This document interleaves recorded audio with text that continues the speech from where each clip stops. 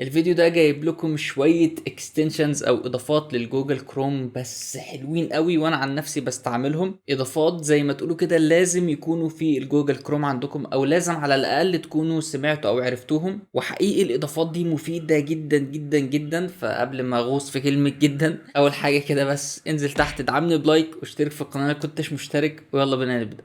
واول اكستنشن معانا اسمه كولر باليت.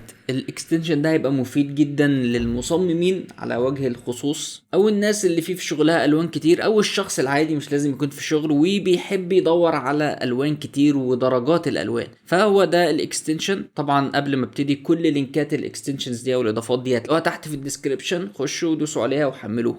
انا هنا خلاص ضفته للكروم، وده الاكستنشن. لو دوست عليه زي ما انتم شفتوا هيفتح لكم صندوق كده، والصندوق ده هيبقى فيه كل الالوان بكل درجاتها. فانا عايز اقول لكم قد ايه الاكستنشن ده مفيد جدا. هو تحسوه تافه، هو ما بيعملش حاجه غير كده، بس جامد قوي. يعني عندكم هنا درجات الرمادي او الرمادي المزرق، مش عارف، ممكن بنات خبره اكتر. هنا درجات الرمادي واصفر ومش عارف احمر فاخضر فازرق، حاجات كتيره جدا والوان. انا عن نفسي يعني في درجه لون بحبها من الازرق، اللي هي الدرجه دي او دي، مش فاكر يعني. المهم فالدرجه دي ببقى صعب اجيبها لما اجي اصمم حاجه، بان انا اقعد اجيب السهم واقعد امشيه على الالوان لحد ما اجيب الدرجه المعينه. فانا هنا لا، كل درجاتها موجوده. انا عجبتني مثلا الدرجه دي، اروح للرقم بتاعها، كليك يمين مثلا كوبي او كنترول سي، بعد كده اروح للبلاتفورم اللي انا بستعمله مثلا او الفوتوشوب او اي حاجه، وبكتب الكود ده واللون بيجي عندي. ولو انت عايز اللون ذات نفسه وما بتستعملش اي بلاتفورم عادي، ممكن ناخد الرقم ده كوبي، بعد كده نيجي مثلا في جوجل ونكتب الرقم، بعد كده ندوس انتر وهو هيجيب لنا الرقم ده بالفعل. فاحنا لو عايزين الصورة مثلا ممكن نضغط على الايمجز ونحمل الصورة اللي احنا عايزينها بقى. فممكن نروح بقى لو عايزين نشتري دهان للبيت، نشتري قماش، نشتري اللي احنا عايزينه. فاضافة بصراحة مفيدة جدا.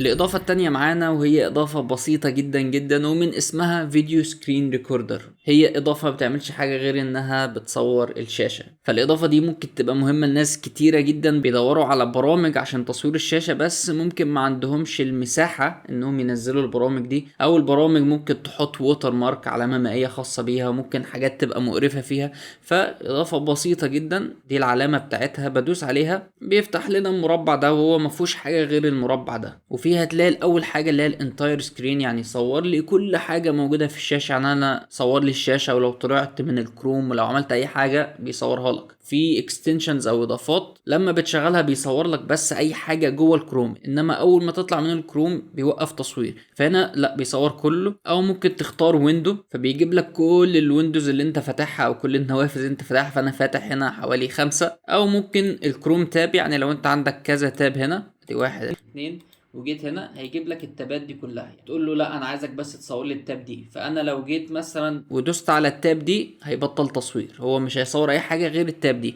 فاحنا مثلا عايزين الانتاير سكرين، اول ما نختارها ندوس عليها، بعد كده ندوس شير. هو كده بدأ يصور. وفي تحت هنا قال لك فيديو سكرين ريكوردر از شيرنج سكرين. ممكن تعمل ستوب شيرنج من هنا، وممكن تدوس هايد علشان تخفي المربع ده. طبعا ايه، هو دلوقتي بيصور كل حاجه احنا بنعملها. ممكن نطلع برضو من الكروم عشان تتاكدوا، هو كده بيصور برضو الديسكتوب فاضي خالص لسه منضفه. وفي نفس الوقت مثلا نيجي للكروم تاني، عايزين نوقفه، ممكن بكل بساطة ندوس هنا ونجيب الشريط، او ندوس على العلامة وهو كده وقف تصوير. فهيجيب لي العلامة دي، بعد كده وهتلاقوه حمل الفيديو هنا. ممكن ادوس على الفيديو وشو ان فولدر، بس خلينا ندوس اوبن على طول. وهو ده الفيديو. عشان اتاكد لكم تعالوا نجروا تعالوا نجري.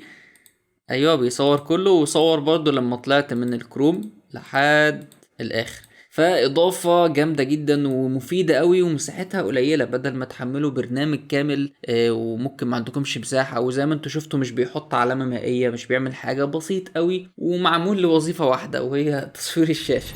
الإضافة التالتة معانا اسمها فوليوم ماستر، ودي إضافة صايعة جدا جدا وناس كتير قوي هتحبها. الإضافة برضو زي الإضافتين التانيين بسيطة جدا وليها وظيفة واحدة، وهي إنها تعلي صوت الكمبيوتر بتاعك. في ناس كتير ممكن السماعات عندها تبقى مثلا صوتها واطي قوي او بايظه، او بتتفرج على فيديو مثلا وصوته واطي، انت فضلت تعلي صوت على الاخر ومازال الفيديو صوته واطي. فساعتها هيجي دور الفوليوم ماستر دي. انا مثلا هنا جبت فيديو من الفيديوهات وعليت الصوت وحسيت ان الصوت لسه واطي، لسه عايز اعليه اكتر. فمثلا لو دوست هنا، الفيديو ده مميز نعتبر ان هو ده الصوت، والصوت واطي اوي، انا مش راضي اعليه برضه عشان ودانكو.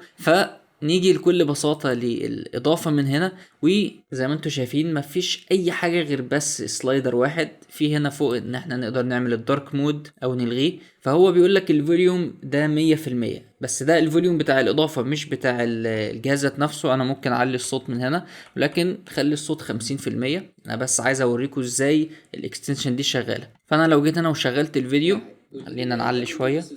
انتوا أعتقد سامعين الصوت بس الصوت واطي. نيجي بقى للفوليوم ماستر ونعلي الصوت، بس ايه، اول حاجه انزل تحت دعمني بلايك واشترك لو كنتش مشترك. يلا بينا نبدا. تمام، هو ده التطبيق بيعلي لحد ال 600. هتلاقوا ان ثواني بس، ثواني، اقف بس. هنخش على شغل بعض ولا ايه؟ هتلاقوا الصوت في الاخر كده بيخروش شويه او بينغوش شويه، طبيعي عشان هو بيعليه على الاخر، ولكن بيعمل نتيجه حلوه جدا في ان الصوت ممكن مثلا تخليه 250 300. اعتقد يبقى حلو قوي. يعني هو المفروض ده الطبيعي بتاعه، ده الطبيعي مثلا بتاع صوت اللاب عندي زي كده. عايز اعليه شويه مثلا، فممكن عمال باجل او مش باجل، يعني كان عندي خليه 300. مفيش خروشه، الصوت عالي، ممكن ازوده 400. انتوا فهمتوا الفكره طبعا. خلينا بس نرجعه 100. ده في حالة ان اللاب بتاعك مثلا او الكمبيوتر الصوت فيه واطي قوي، او في حالة ان الصوت بتاع الكمبيوتر عندك كويس ولكن الفيديو اللي انت بتتفرج عليه صوته واطي قوي. فاكستنشن مفيدة جدا وليها اوقاتها. انا مخليها عندي بصراحة، ما اضطرتش ان انا استعملها كتير، ممكن استعملتها مرة ولكن موجودة. انا عارف ان انا ممكن يجي عليا وقت واستعملها، فسايبها عندي دايما وما بتخسرش، وبصراحة هتفيد ناس كتير وجامدة جدا. رابع واخر اضافة، وهي اضافة انا عن نفسي قعدت ادور عليها كتير قوي بصراحة، هي اسمها جو فول بيج. وزي اخواتها اللي فاتوا هي ما بتعملش غير حاجة واحدة بس، وهي انها تعمل سكرين كابتشر او تعمل سكرين شوت للشاشة. حد هيقول دلوقتي طب ما انا ممكن اعمل سكرين شوت من الكمبيوتر ذات نفسه.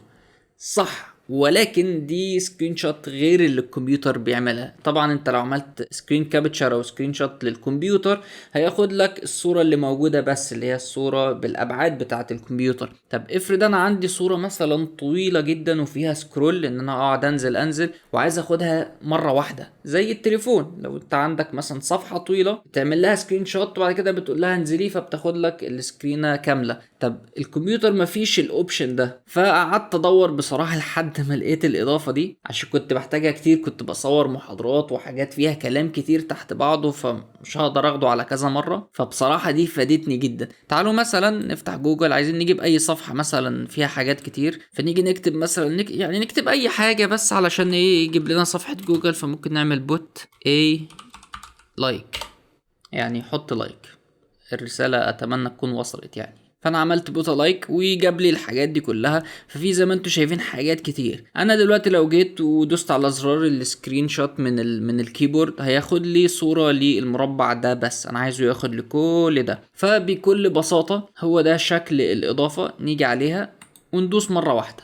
اول ما بتدوس بينزل لحد الاخر، وبعد كده خد السكرين وحملها لنا تحت. ممكن اجي عليها وادوس اوبن، فزي ما انتم شايفين جابها لي كلها مره واحده. والحلو فيها ان بجد بجد الجوده فيها روعه، مش بتبقى متبكسله لو انت قربت على الاخر. لا، دي احلى حاجه عجبتني في الاضافه، عشان زي ما قلت لكم كنت بصور حاجات كتير وكلام كتير قوي، فلما بيبقى تحت بعض بيبقى صغير، فانا بقعد اقرب والحمد لله بعرف اقرا، بيبقى الكلام واضح جدا. عايزين مثلا نجيب اصغر خط في دول كلهم، اعتقد هو الخط ده. ممكن بصوا لما نقرب جودة جامدة جدا، وتقدر تقرا how to put my page like button with مش عارف ايه. المهم ما علينا. طيب في شوية اضافات برضو في الاضافة دي، شوية اضافات في الاضافة دي شوية خصائص قصدي. انا دلوقتي لو دوست كليك يمين عليها بعد كده جيت للاوبشنز هيفتح لي الصفحة بتاعت الجو فول بيج. في كذا اوبشن، ممكن مثلا ان انا اغير الفورمات، يا اما جي بي جي يا اما بي ان جي. انتوا خلوه جي بي جي. وهنا بيجيب لكم كام حجم للورقة انت عايزها، البورتريت ولا عايزها بالاي 4 ولا كده. برضو انتوا ممكن تسيبوها زي ما هي. نيجي هنا الدايركتوري بيقول لك انت عايز تحفظها فين. هو كده كده هيحفظها في الداونلودز. امال ايه الاسم اللي انت بتكتبه ده؟ انت بتكتب له اسم، فهو بينشأ لك مجلد بالاسم ده وبيحفظ الصور جواه. يعني انت لو دخلت على ايقونة الداونلودز هتلاقي في مجلد اسمه سكرين شوتس وجواه الصورة اللي احنا عملناها. تعالوا نجرب. طيب لو جينا مثلا للديس بي سي، بعد كده جينا هنا للداونلودز، هتلاقوا اهو فولدر اسمه سكرين شوت. لو دوسنا عليه هنلاقي طبعا في كذا صورة، ولكن هي دي الصورة اللي احنا عملناها، تلاقيها موجودة هنا. تقدروا طبعا تغيروا اسم المجلد ده. وفي حاجة تانية تعمل سيف از، اللي هو كل ما تاخد صورة يقول لك انت عايز تحفظها فين، فانتوا ممكن تحفظوها في الديسك توب او كده. انا عشان كنت بصور حاجات كتير، فانا ادوس بس مرة واحدة على الاضافة وهو يصور، بعد كده اروح للصفحة التانية ادوس مرة واحدة وهو يصور وهكذا. فاضافة جميلة جدا جدا بصراحة. وبالنسبة لي انا بصراحة تعبت على ما الاقيها، عشان الموضوع ده بصراحة كان عامل لي قلق جامد، فدي جت بالنسبة لي كانت السيفيور او المنقذ. فخلوها برضو من ضمن الاكستنشنز عندكم، مش هتخسر، واكيد هيجي وقت وممكن تحتاجوها فيها. وبس بكده نكون خلصنا الاضافات اللي انا جبتها لكم النهارده. اتمنى من كل قلب انها تكون عجبتكم وتكونوا استفدتوا منهم. وهفكركم تاني كل روابط الاضافات دي هتلاقوها تحت في الديسكريبشن. وهفكركم لو استفدتم فاتمنى تشيروا الفيديو علشان غيركم يستفاد. وانزل حط لي لايك لو كنتش حطيت من البدايه، واشترك في القناه لو كنتش مشترك. وبس كده خلصنا.